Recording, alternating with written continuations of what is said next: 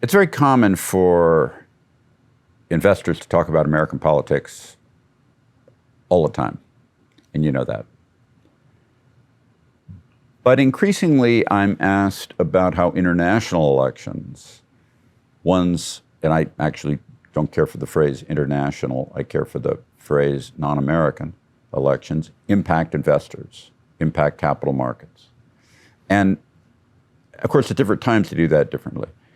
And bigger countries have more impact on markets than littler countries, for obvious reasons.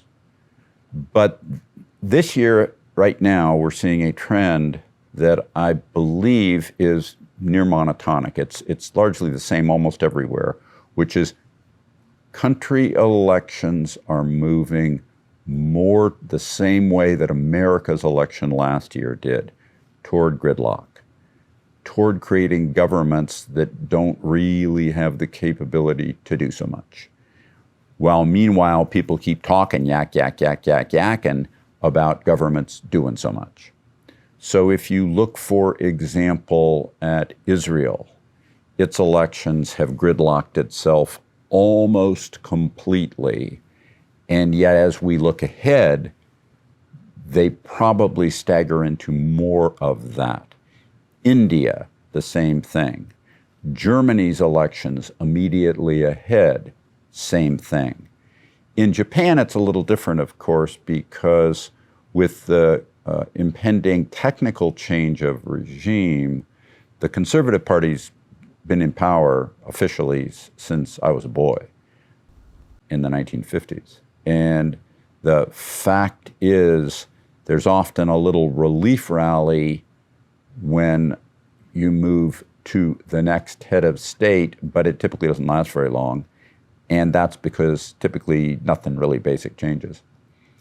But again, they are fairly flattened in terms of ability to get much done.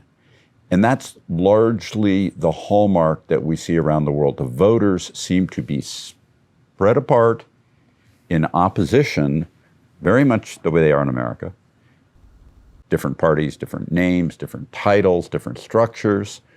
And of course, outside of America, you typically don't have the two parties. You typically have a multi-party system. But when you get down to arraying all the parties, you get this same spread with adverse reaction to each other that causes the gridlock, which causes the heightened talk, but the diminished action.